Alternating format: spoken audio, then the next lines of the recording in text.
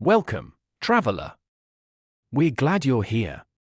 Every story you hear is made with care and passion. If you enjoy it, please like, subscribe, and check out the other adventures waiting for you on our channel. Your support means the world. Thank you. The klaxon blared 3 sharp tones, the countdown to gate insertion. Captain Elias Voss gripped the command rail as the ship trembled around him.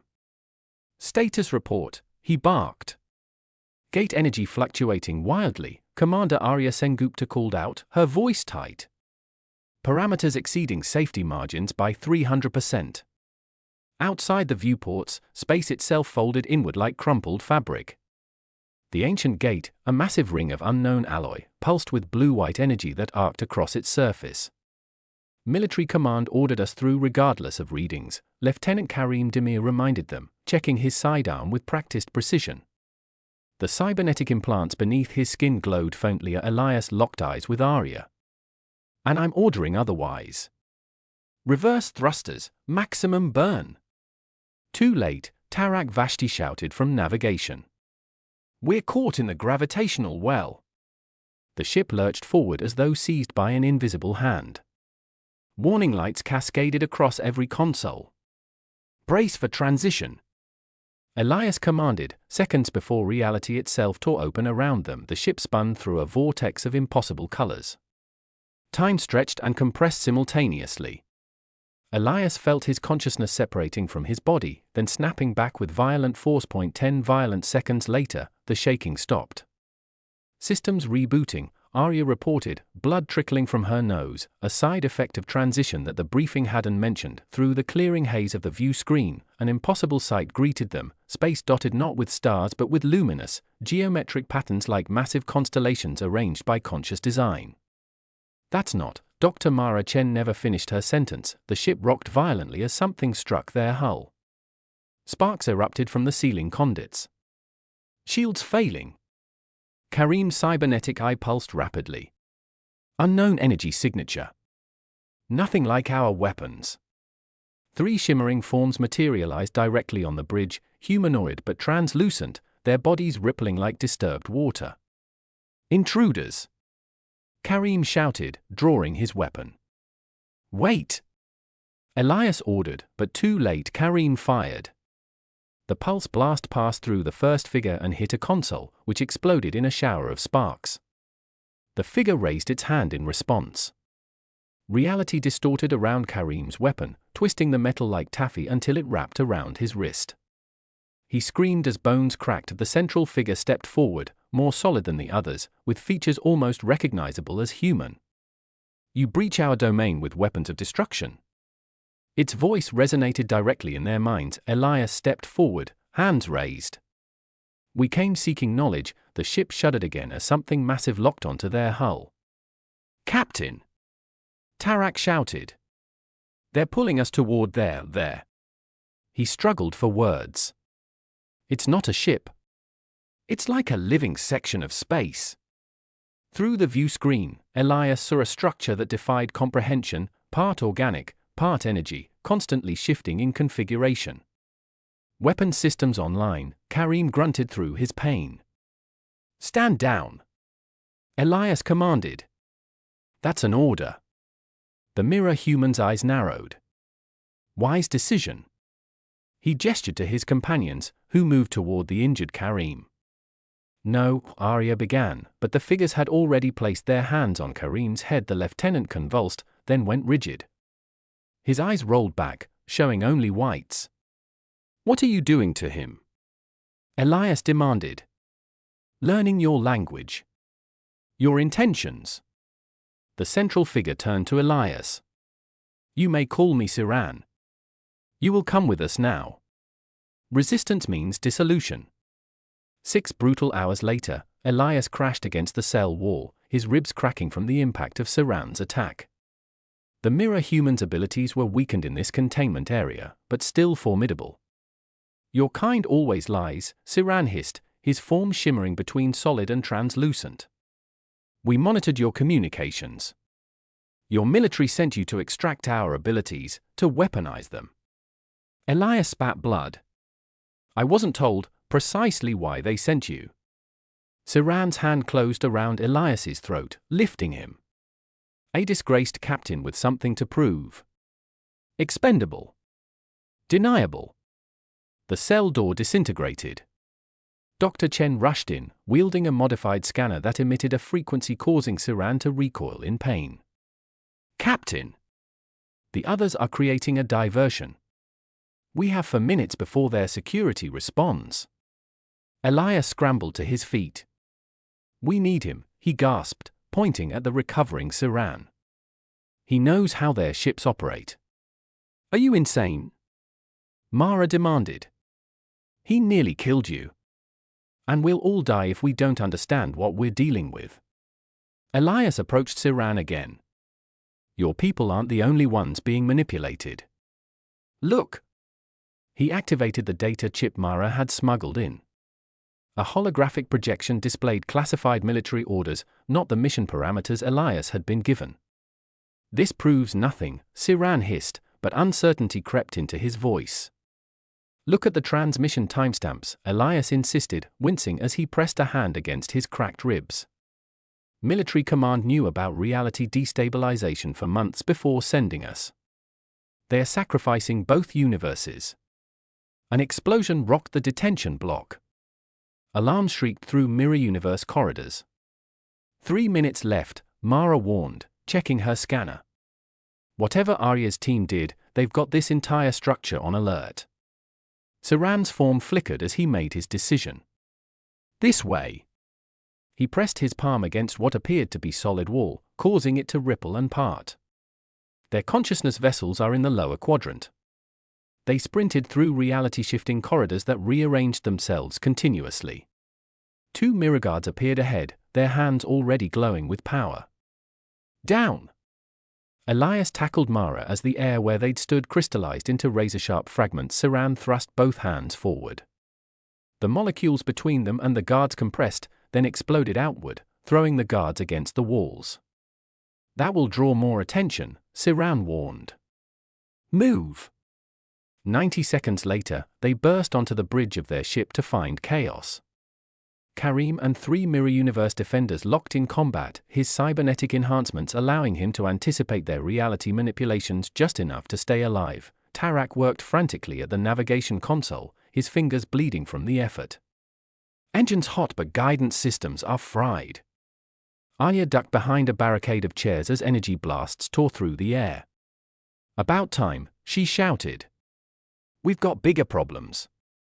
She pointed to the view screen. Outside, massive mirror universe vessels, organic-looking constructs pulsing within a light, moved into attack formation. But beyond them, something else, a tear in space itself, widening by the second. Both our militaries, Arya explained between breaths. They're forcing the gate wider, trying to bring capital ships through. The fabric of both realities is tearing apart.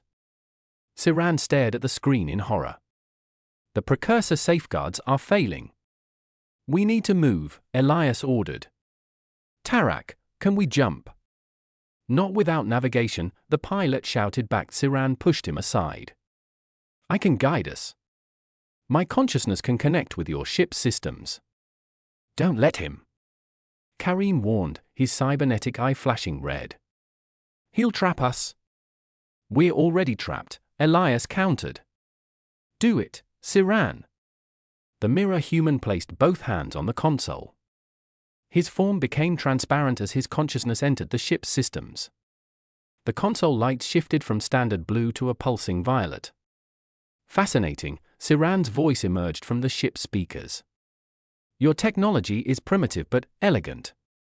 The ship lurched forward, engines howling as they accelerated directly toward the growing tier. What are you doing? Elias demanded. That's a reality fracture? It's also our only escape route, Siran replied. We need to reach the precursor node. It's the only thing that can repair the damage. How do you know about? Arya began, but her question was cut short as the ship plunged into the fracture. Reality distorted around them. The bridge stretched and compressed like an image in a funhouse mirror. Elias felt his very atoms vibrating at different frequencies, threatening to tear apart. And then, stillness. The view screen showed absolute darkness. No stars. No light. Where are we? Mara whispered. In between, Siran answered, his form rematerializing beside the console. The space that exists between realities. Where the precursors built their monitoring stations. A single point of light appeared in the distance, growing larger as they approached. It resolved into a massive structure, a geometric impossibility of interlocking shapes that seemed to exist in more dimensions than the human eye could process. The node, Siran said with reverence. The control center for both our universes. Both engineered, Elias muttered. Everything we know, artificial constructs. For what purpose?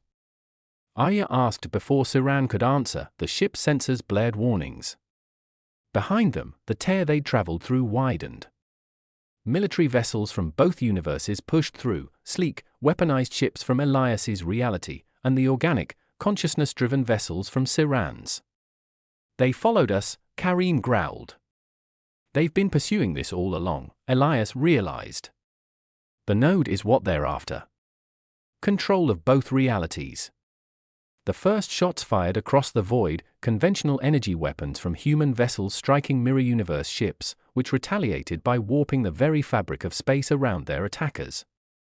One human destroyer imploded, crushed by altered physical laws. The battle erupted in full force. A mirror vessel extended what looked like tendrils of pure light, wrapping around a human cruiser and phasing through its hull. The cruiser's systems failed instantly, life support cut off. Their consciousness projection, Siran explained grimly. They're transferring awareness into your ship's systems, shutting them down from within. A massive human battleship fired its main cannons, the energy beam slicing through space. The mirror ships seemed to flicker briefly out of existence, using their temporal echo ability to create duplicates of themselves seconds out of phase with normal time. We need to reach the node first, Elias decided. Maximum thrust. Their ship accelerated toward the massive structure, but they weren't alone in their pursuit. A specialized craft broke formation from the human fleet, gaining on them rapidly. Military intelligence vessel, Karim identified it, his expression darkening. My former unit. You knew about this? Arya demanded. I suspected, he admitted. I was ordered to monitor the captain, report if he discovered anything about the node. But this, sacrificing both universes for control, was never part of my briefing. The pursuing vessel opened fire. Their shields absorbed the first volley, but warning indicators flashed across the console. One more hit like that and we're done, Tarak warned. Siran, Elias turned to the mirror human. Can you use your abilities here? Limited, Siran replied. This place exists outside normal physical laws. But perhaps, he closed his eyes, concentrating. The space behind their ship shimmered, then distorted. The pursuing vessel's next shots curved away, missing them entirely. I can't maintain that for long, Siran gasped, clearly strained. Our abilities require environmental energy fields that don't exist in this place. As they approached the node, a massive doorway irised open, as if inviting them inside. It recognizes Siran's pattern, Mara observed. Or it's a trap, Karim countered. We have no choice, Elias said. Take us in, Tarak.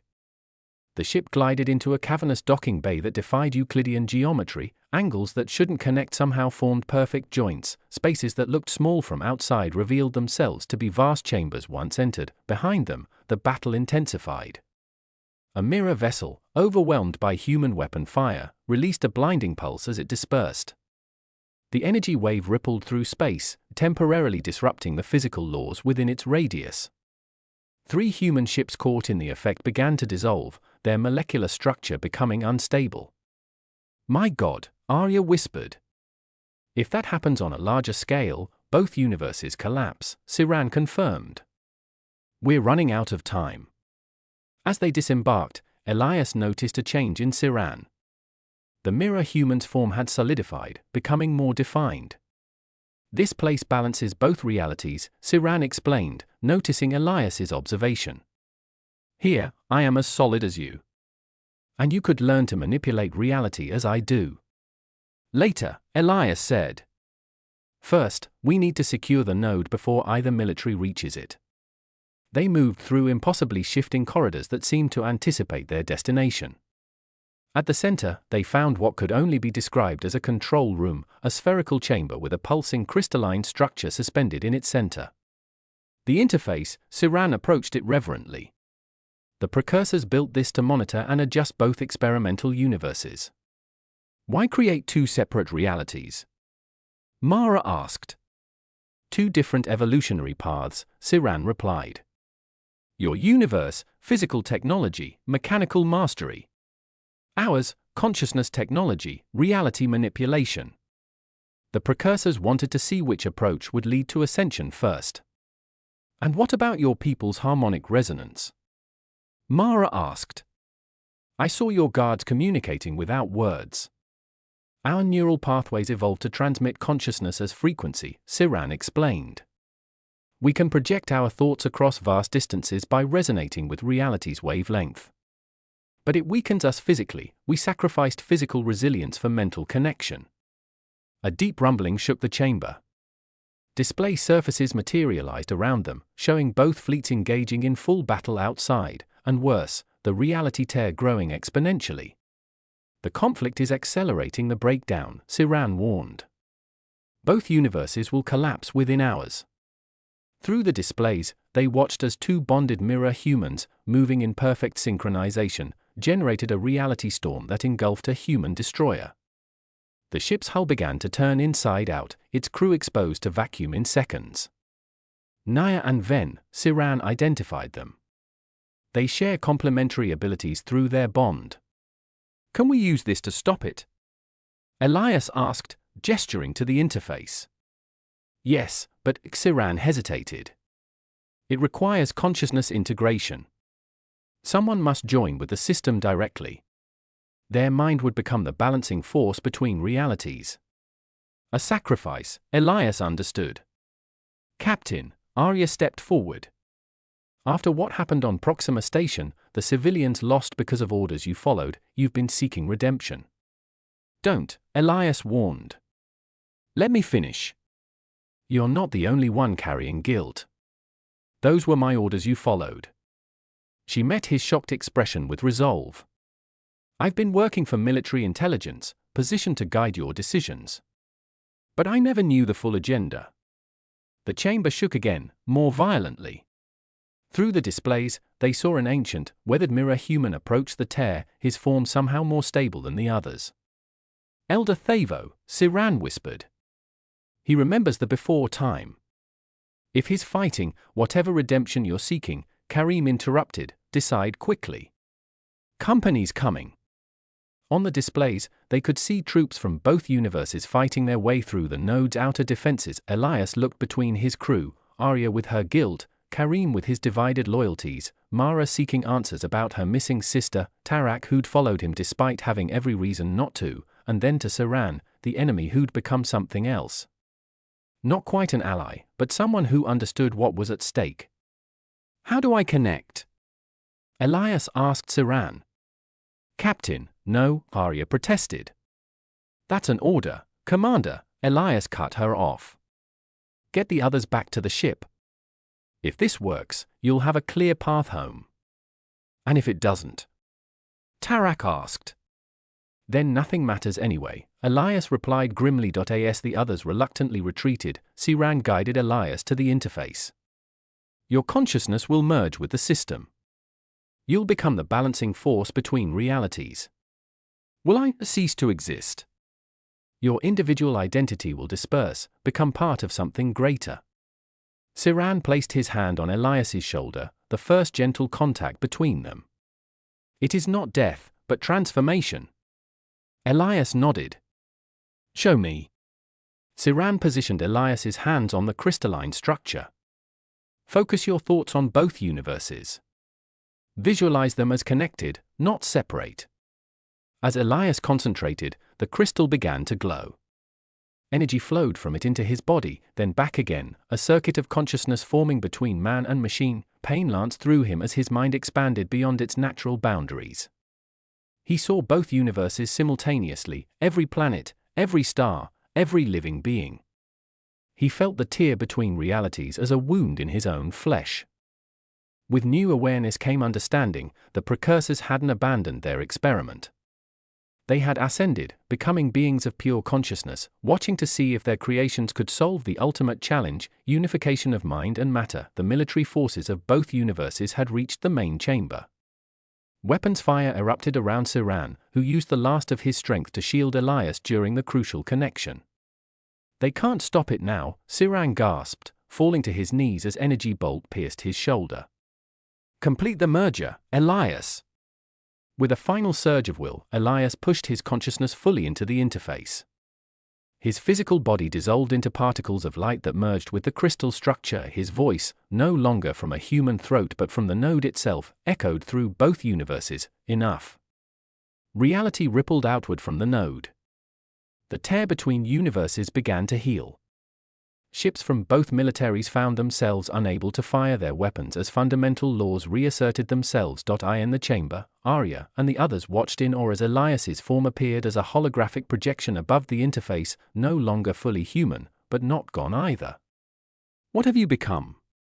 Mara whispered. "Something in between," Elias's voice echoed around them. "Neither fully human nor mirror human. A bridge. Can you come back?" Arya asked, her voice breaking. "No. But I'm not gone." The projection smiled sadly. "I can see everything now, both realities, their purpose, their potential. The militaries will keep trying," Karim warned. "They will fail," Elias replied, his voice resonating with new authority. "I've rewritten the fundamental laws. The gates will allow passage but prevent weapons from functioning across the boundary. No more tears. No more wars between realities." "What happens now?" Tarak asked. "You go home. All of you. Tell both sides what happened here. Tell them that in between, there is something watching. Something that was once a disgraced captain seeking redemption." Siran stepped forward, clutching his wounded shoulder. "And those of us who wish to explore both realities? To learn from each other. The gates remain open for those with peaceful intent," Elias replied. "Explorers. Scientists. Diplomats. But never weapons."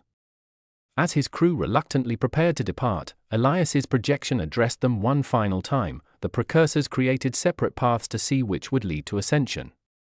They never considered that the answer might lie in bringing those paths together. The projection flickered, then stabilized. "I am the first. Not the last.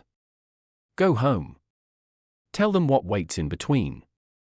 As both fleets retreated through the healing tears in reality, the node pulsed with renewed energy. Elias Voss, once a disgraced captain seeking redemption, now the guardian of twin universes, settled into his watch. Not truly human anymore, but not truly gone. In between realities, a new kind of existence had begun.